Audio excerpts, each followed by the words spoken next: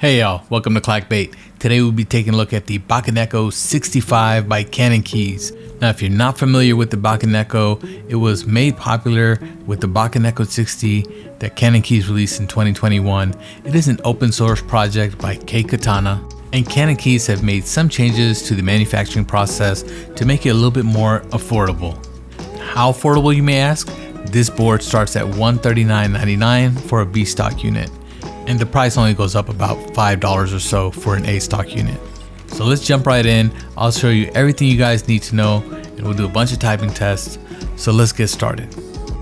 So first off, CannonKeys decided to throw in this really nice case with the Bakeneko65. Now usually they sell this case for about $35 on the website. So if you subtract that from the price of the board, you're starting to see the value right away because this case is really nice. So let's dive in and see what all comes in the packaging. Now, being that this is an O-ring mounted keyboard, CannonKeys threw in some cherry clip-in stabilizers. The spacebar stabilizer is CannonKeys black wire, and the 2U stabilizer wires are standard. One thing to note with these cherry stabilizers is it will require a little bit of modification to get the best sound. What I mean is you have to clip the legs here. Doing this will ensure that you don't get a lot of interference and weird sounds when you're pushing down on your stabilizer keys. Nice and smooth.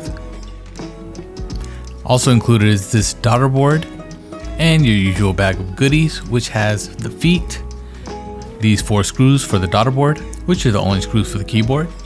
And the Bakeneko comes with an FR4 plate. So if you're not familiar, FR4 is the same type of material that is used on the PCB. Kind of flexy, but it does give you a nice deep sound, which I tend to like. And speaking of PCB, the Bakeneko65 comes with a fully hot swap PCB with per key cool white LED. So it does not have RGB, but it is a cool white LED, so you do have some light. And the actual daughter board itself has ESD protection, so that's really good for those who live in humid conditions. And here's the JST cable that plugs into the daughter board. Now let's take a look at the case. Now I like the fact that CannonKeys went ahead and threw in this large soft microfiber cloth that's wrapped around the case. It's really nice. You can actually use it to wipe it down. It is kind of a fingerprint magnet. Now the black case is actually a new coating that CannonKeys used for the Bakeneko, which is a powder coating. Now the finish itself has some blemishes on mine. Now they do have a quality guide on their website. I urge you to go ahead and look at that so you know what to expect when you get this board in. Now the unit that CannonKeys sent me has this new zinc alloy weight, and I think it's pretty nice looking. It kind of has like a rough texture to it, but looks cool. So overall, the design is very similar to the Bakeneko60. It just pushed out into a 65%. It has that nice minimal look with clean lines to it. It does have the CannonKeys logo on the back, which is nice.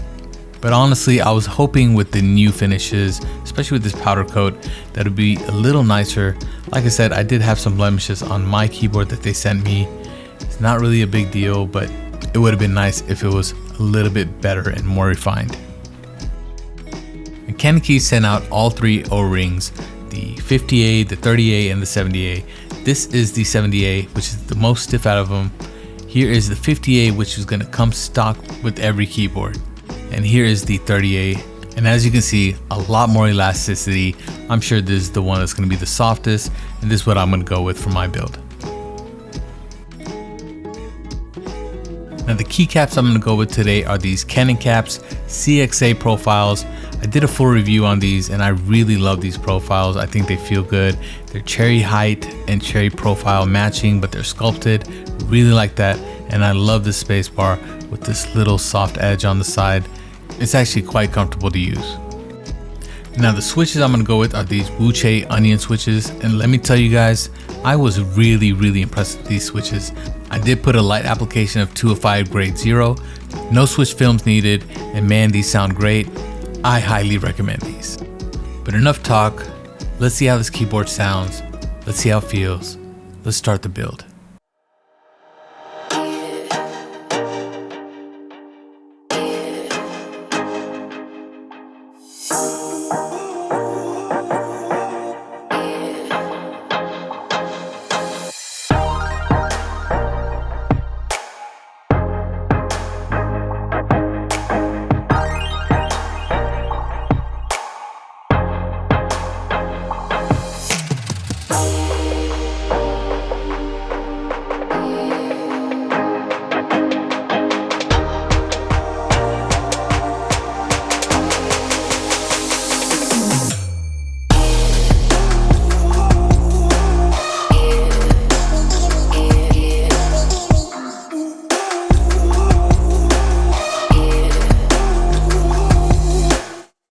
Alright, so that's the Bakeneko65.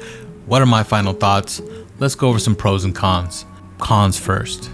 My first con will have to be the finish on the powder coating.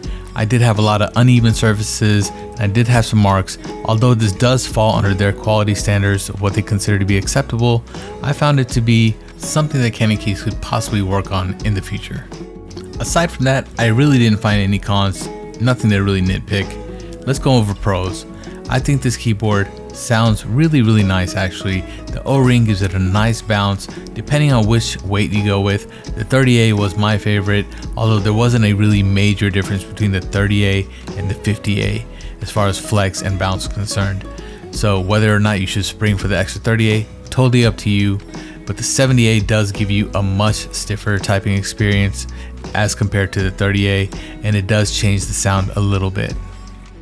As far as the design is concerned, it's very minimal, very simple, clean straight lines, nothing really to complain about there. If you like a nice minimal setup on your desk, I think you really like the way the Bakeneko65 looks.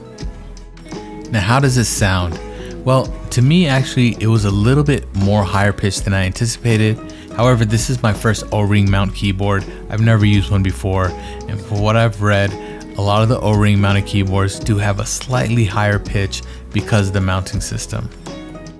Now I did do a sound test with the tape mod, and personally my favorite configuration was the 30A O-ring with the tape mod. Now generally I'm not a big fan of the tape mod, however I think it kind of brought the board to life. Now the biggest pro for me is the price. At $139.99 you're getting a case, you're getting a really good board, and a really fun typing experience. And if you really want to purchase this keyboard, I do have an affiliate link down below, which helps the channel. And also, if you're enjoying the content I'm putting out, please don't forget to subscribe, hit the like button. It really helps getting the video out there. Enjoy all the typing tests. I'll catch you in the next one. Peace.